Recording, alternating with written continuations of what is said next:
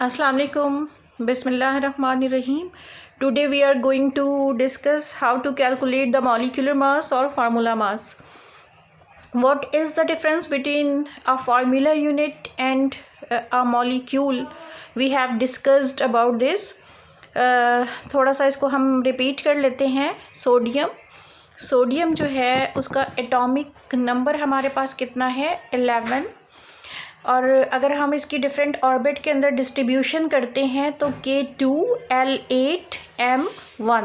Chlorine का atomic number है हमारे पास कितना 17. तो अगर डिफरेंट ऑर्बिट के अंदर इसकी इलेक्ट्रॉनिक कन्फिग्रेशन की जाए तो K2L8M7. अब सोडियम के एटम को स्टेबल होने के लिए एक इलेक्ट्रॉन लूज़ करना है. हम डिस्कस कर चुके हैं कि सोडियम जो है वो एक मेटल है. अगर किसी भी एलिमेंट के वैलेंस ऑर्बिट के अंदर यानी जो आखिरी ऑर्बिट होता है उसके अंदर 1 इलेक्ट्रॉन हो, 2 हो या 3 हो तो वो इलेक्ट्रॉन लूज़ करते हैं. और ऐसे एलिमेंट जो इलेक्ट्रॉन लूज़ करते हैं वो मेटल्स होते हैं. तो बच्चों आप कैसे रिकग्नाइज़ कर सकते हैं कि कौन सा मेटल है और कौन सा नॉन मेटल है?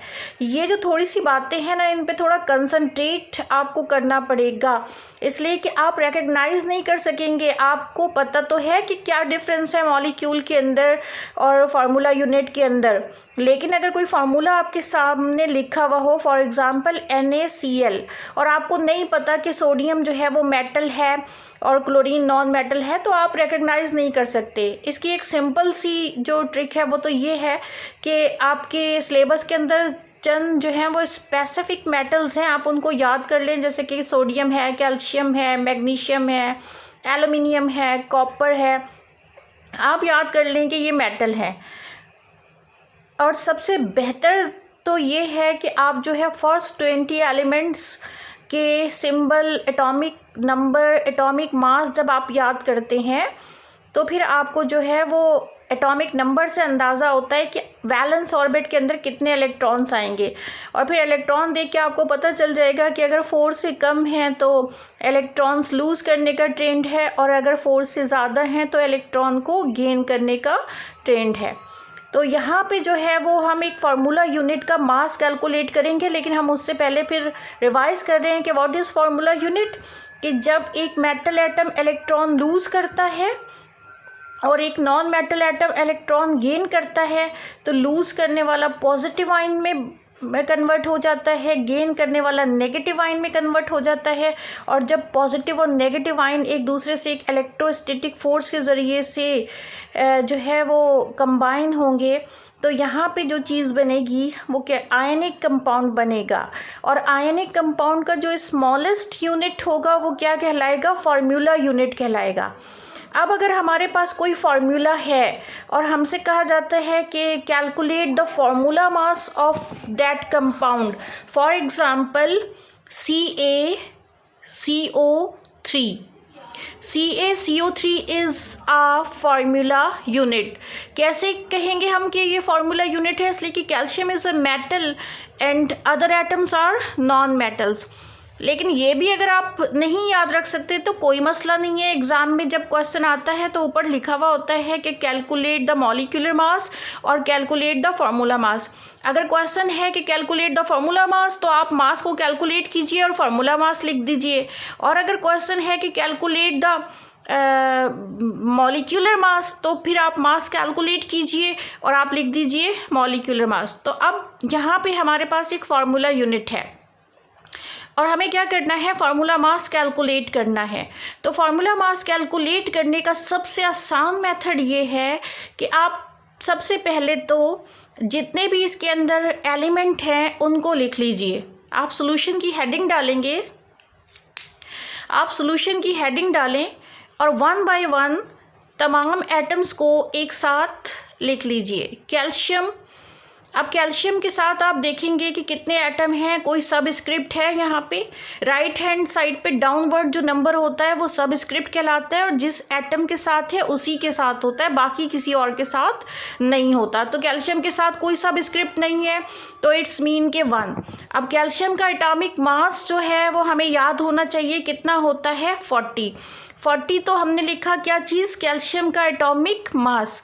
हम इसको मल्टीप्लाई करते हैं नंबर ऑफ एटम से, तो how many number of atoms of calcium is there. यहाँ पे जो है वो कैल्शियम का सिर्फ एक एटम है, तो 40 मल्टीप्लाइड बाय 1 इक्वल टू 40। अब हमारे पास जो है कैल्शियम के बाद सेकंड नंबर पे क्या है, कार्बन है। तो कार्बन का एटॉमिक मास हमें पता होना चाहिए कितना होता है, 12 होता है। 12 मल्टीप्लाइड बाय, किससे मल्टीप्लाई करना है, मैं नंबर ऑफ एटम से। तो कार्बन के साथ यहाँ पे कोई सबस्क्रिप्ट नहीं है। अक्सर बच्चे कंफ्यूज हो जाते हैं कि ये 3 जो है ये कार्बन के साथ है, नहीं, ये सिर्फ ऑक्सीजन के साथ है। आप देखिए कार्बन और ऑक्सीजन दोनों अलग अलग एलिमेंट हैं, इसलिए कि दोनों कैपिटल हैं। तो कार्बन के कितने एटम है, हमारे पास 1 एटम है। तो 12 मल्टीप्लाइड बाय 1 इक्वल टू 12। अब तीसरे नंबर पे जो है वो हमारे पास कौन सा है एलिमेंट, हमारे पास ऑक्सीजन है। ऑक्सीजन का एटॉमिक नंबर कितना होता है, 16 होता है। लेकिन ऑक्सीजन के साथ यहाँ पे क्या सबस्क्रिप्ट लगा हुआ है, 3 लगा हुआ है। तो हम इसको 3 से मल्टीप्लाई करके यहाँ पे सॉल्व कर लेते हैं। ये आ जाएगा हमारे पास 48। अब आपने क्या करना है, बिल्कुल जिस तरह से सम निकालते हैं हम इसका सम निकाल लेंगे, लेकिन हम यहाँ पे लिखेंगे कि फार्मूला मास। आपको क्वेश्चन ऊपर दिया गया होगा कि calculate the formula mass of calcium carbonate. तो अगर आप नहीं रिकग्नाइज कर पा रहे कि ये फार्मूला यूनिट है या मॉलिक्यूल है तो नो इशू। आप क्वेश्चन देखिए क्या है, क्वेश्चन में लिखा है कि calculate the formula mass of calcium carbonate. तो आपने लिखा कि formula mass of calcium carbonate. अब आपने यहाँ पे इसका सम निकाल लिया, आपके पास ये आ जाता है 100 आ गया। इसके साथ हमें जो है लाजमी तौर पे यूनिट लिखना है। यूनिट हम क्या लिखेंगे, AMU, एटॉमिक मास यूनिट। तो हमने इस तरीके से फार्मूला मास जो है वो कैलकुलेट कर लिया। अब अगर हमारे पास कोई क्वेश्चन होता है कि calculate the molecular mass, calculate the molecular mass,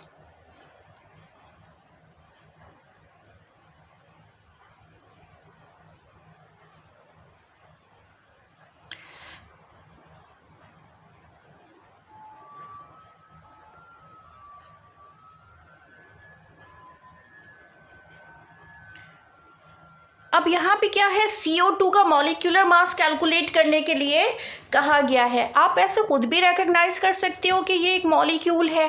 कैसे रिकग्नाइज कर सकते हैं, carbon is a non metal. आपको पता है कोयला जो है वो क्या होता है, कार्बन होता है। आपको पता है कि ऑक्सीजन जो है वो क्या चीज़ है, गैस है।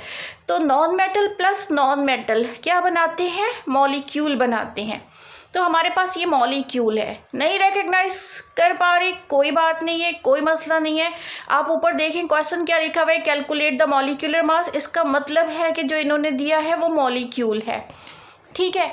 तो अब आप इसका मॉलिक्यूलर मास कैलकुलेट करोगे। कैसे कैलकुलेट करोगे, बिल्कुल उसी तरीके से जिस तरह से आपने कैलकुलेट किया था फार्मूला मास, कि आपने जो है वो हेडिंग डालनी है सॉल्यूशन। फिर आपने देखा सबसे पहले नंबर पे क्या चीज़ है, यहाँ पे कार्बन है। तो आपने लिखा कार्बन के आपने देखिए कितने एटम है, इसके साथ कोई सबस्क्रिप्ट नहीं है। If there is no subscript it's mean there is 1। अगर यहाँ पे कोई भी सबस्क्रिप्ट नहीं है तो इसका मतलब है कि 1 है। कार्बन का एटॉमिक मास कितना होता है, हमें पता है कि कार्बन का एटॉमिक मास होता है 12।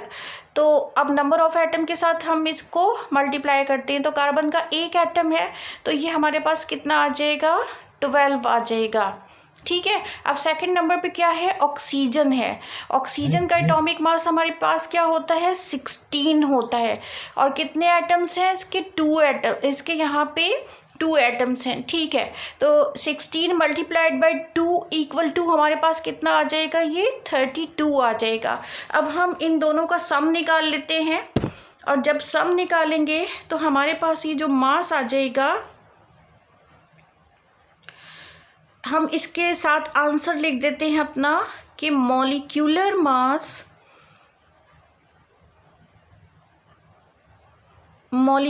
मास ऑफ CO2 इक्वल टू 44। अच्छा, इसका यूनिट भी AMU ही है। मॉलिक्यूलर मास और फार्मूला मास में कैलकुलेशन के हिसाब से कोई डिफरेंस नहीं है, कोई भी डिफरेंस नहीं है। हम एक ही तरीके से कैलकुलेट करते हैं। अगर डिफरेंस है तो वो कहाँ पे है कि मॉलिक्यूल की मास को हम मॉलिक्यूलर मास कहेंगे और फार्मूला यूनिट के मास को हम फार्मूला मास कहेंगे।